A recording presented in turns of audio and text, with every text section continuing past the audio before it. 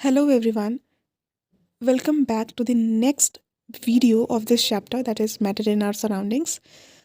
Up to our previous video we discussed about what is matter, how scientists classified matters, what were the physical nature of matter. We discussed two physical nature of matter. First was matter is made up of particles. जो matter है वो particles से बने हुए हैं. ये particles बहुत microscopic size के होते हैं.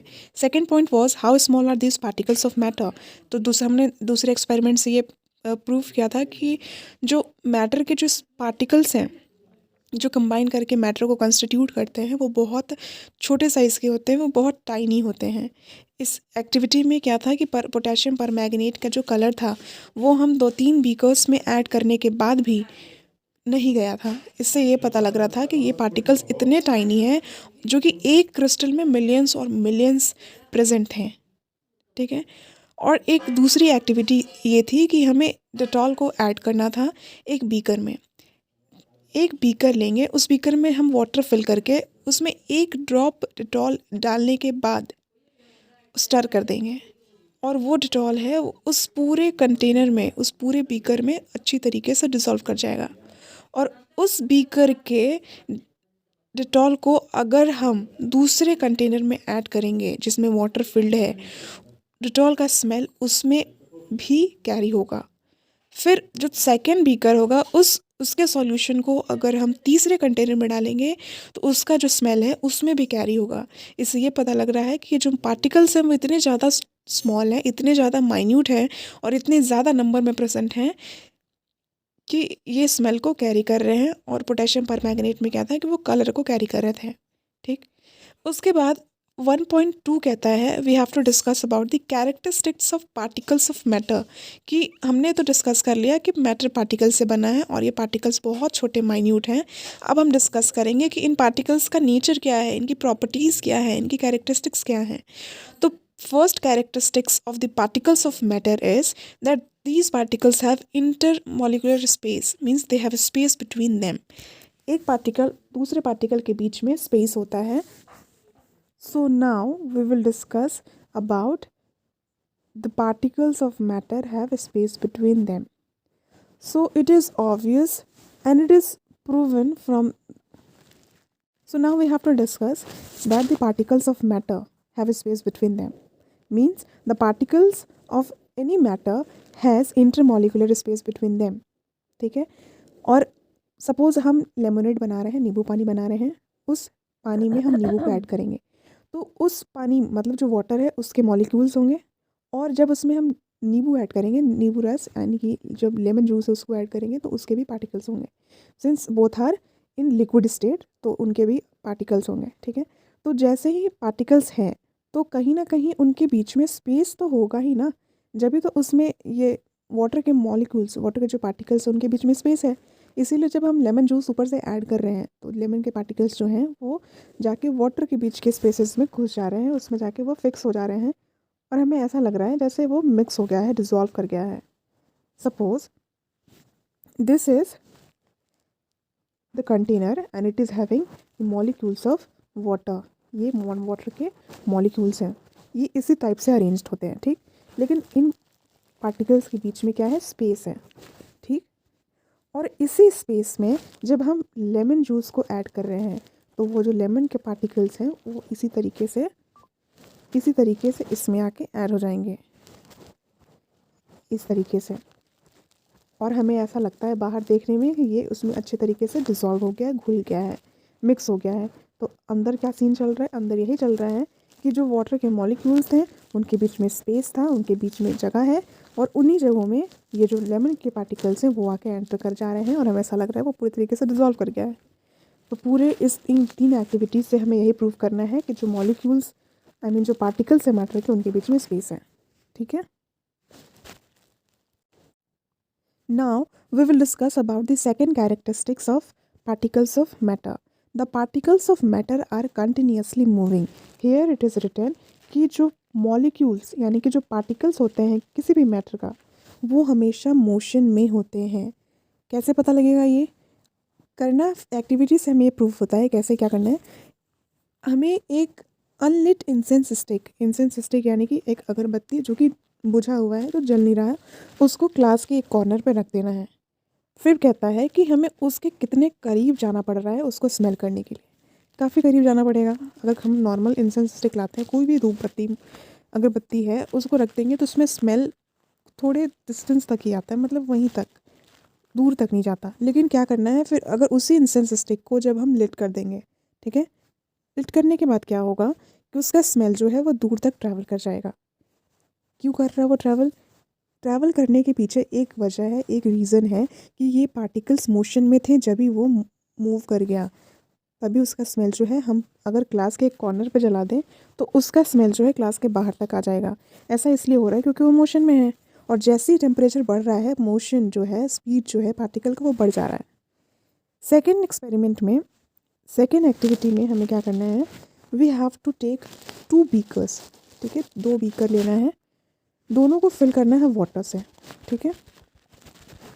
एक बीकर में हमें, in the first beaker we have to add 1 drop of ink, और वो इंक या तो रेड कलर का या तो ब्लू कलर, कोई भी कलर का हो इंक, बस हमको एक में इंक ऐड करना है। और दूसरे बीकर में जिसमें वाटर है, उसमें हमें 1 ड्रॉप हनी ऐड करना है। फिर ऑब्जर्व करना है क्या होगा। जिस बीकर में हम हनी ऐड करेंगे उसका मोशन जो है वो स्लो है, यानी कि जो पार्टिकल्स होंगे हनी में प्रेजेंट, उनमें मोशन का स्पीड जो है वो स्लो होगा, जिसकी वजह से उसको नीचे आने में टाइम लगेगा, मतलब पूरे तरीके से डिसॉल्व होने में टाइम लगेगा। लेकिन सिंस जो इंक में जो पार्टिकल्स हैं उनका मोशन थोड़ा फास्ट होगा, इसलिए वो बहुत जल्दी से डिसएसोसिएट यानी कि उसमें डिसॉल्व कर जाएंगे। ठीक, now come to the third activity. Third activity में क्या करना है, we then also we have to take 2 beakers, दोनों बीकर में हमें वाटर फिल करना है, लेकिन एक में जो वाटर होगा वो हॉट वाटर होगा, और जो सेकंड में वाटर है वो कोल्ड वाटर होगा, ठीक है। तो दोनों में हमें क्या करना है, एक में हॉट वाटर होगा, दूसरे में कोल्ड वाटर होगा। ऐड हमें करना है या तो CuSO4, या तो कॉपर सल्फेट, या फिर वही जो KMnO4 नाम का जो पिंक क्रिस्टल है, उन दोनों में हमें या तो CuSO4 का एक क्रिस्टल या फिर KMnO4 का एक क्रिस्टल को ऐड कर देना है। जब हम हॉट वाटर में ऐड करेंगे तो क्रिस्टल्स का जो डिसोसिएशन है यानी कि डिफ्यूजन है, वो जल्दी हो जाएगा। गर्म चीज़ में कोई चीज़ ज़्यादा घुलता है, लेकिन ठंडे में वो थोड़ा कम होगा।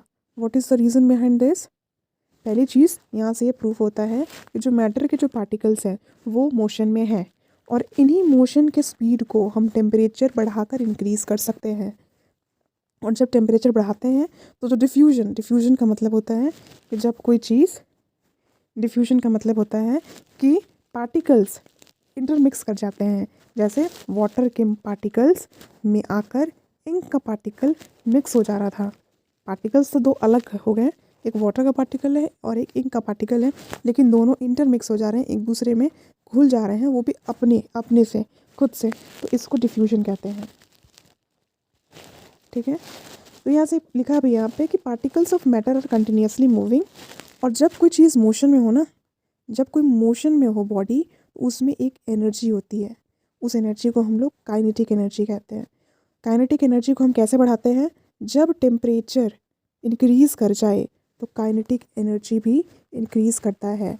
तो वही पार्टिकल्स मोशन में हैं, उनमें काइनेटिक एनर्जी है, और इन काइनेटिक एनर्जी को हम टेम्परेचर राइज करके, टेम्परेचर बढ़ाकर इंक्रीज़ कर सकते हैं, ठीक है। और जैसे ही हम टेम्परेचर इंक्रीज़ कर रहे थे, वो जो पार्टिकल्स थे वो डिफ्यूजन को शो कर रहे थे, मतलब वो इंटरमिक्स हो जा रहे थे, वो भी अपने आप। सो यहाँ लिखा है, लास्ट लाइन हम देखेंगे, we also observe that on heating diffusion becomes faster, why does this happen. कह रहा है कि जब हम टेम्परेचर को इंक्रीज़ करते हैं तो डिफ्यूजन का जो रेट है वो भी फास्ट हो जाता है। रीज़न क्या है? रीज़न सिर्फ सिंपल सा एक ही है कि जब हम टेम्परेचर को इंक्रीज़ करते हैं, पार्टिकल की काइनेटिक एनर्जी इंक्रीज़ कर जाती है, और जब काइनेटिक एनर्जी इंक्रीज़ कर जाएगी, उनमें आपस में इंटरमिक्स होने की जो कैपेबिलिटी है वो भी इंक्रीज़ कर जाती है। In other words, temperature rise होने की वजह से पार्टिकल्स का मोशन इसका स्पीड बढ़ जाता है, काइनेटिक एनर्जी बढ़ जाती है, जिसकी वजह से डिफ्यूजन का जो रेट है, इंटरमिक्सिंग का जो रेट है वो बढ़ जाता है. Now we will discuss the third property of particle and the third property of particle is that they attract each other. Particles attract each other. What we discussed now, the first property was that, what was the first property? The first property was that the particles of matter have a space between them. Second was these particles are continuously moving, means they have kinetic energy, and this kinetic energy increases with rise in temperature. And the third property is that these particles attract each other. Matlab they have attractive forces in between. So what we had, this is also proved by an activity. We have to play this game.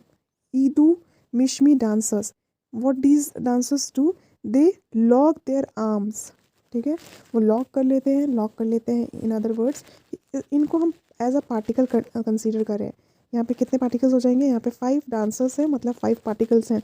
और ये 5 जो dancers हैं उन्होंने अपने आप को lock कर रखा है. मतलब उनके बीच में एक अट्रैक्टिव फोर्स एक्ट कर रहा है, जिसकी वजह से वो बंधे हुए हैं, वो कंबाइंड है एक जगह पे. और यही फोर्स अगर वीक होता जाएगा तो इनके बीच का जो अट्रैक्शन है वो भी कम होता जाएगा और वो दूर दूर होते जाएंगे. तो हम बात करेंगे सॉलिड की. आगे वाले सेक्शंस में हम ये बात करेंगे कि 3 स्टेट्स होते हैं मैटर के. मैटर मतलब मैटर बात करे जा रहे हैं. मैटर का मतलब ये होता है कि कोई भी ऐसी चीज़, कोई भी ऐसी मटेरियल, कोई भी ऐसा सब्सटेंस जो स्पेस ऑक्यूपाई करे, कहीं भी रख दो तो उसका कोई स्पेस हो जाए. ठीक है, उसमें उसका कुछ वॉल्यूम हो. वॉल्यूम मतलब उसको कुछ कंटेन करे और उसका कुछ मास हो. तो अगर ऐसा होता है तो उसको हम मैटर कंसीडर करते हैं. ठीक, तो जो सॉलिड एक स्टेट है मैटर का. We will discuss that there are 3 states of matter: solid, liquid and gas. And solids have the highest attraction, intermolecular attraction in between them. ठीक, तो इससे हमें ये पता चलता है कि जो पार्टिकल्स हैं मैटर के, उनमें एक अट्रैक्टिव फोर्स होता है जो उनको बाइंड करके रखते हैं. ठीक है, आई होप इतना क्लियर हो गया होगा. Now we will come to the questions.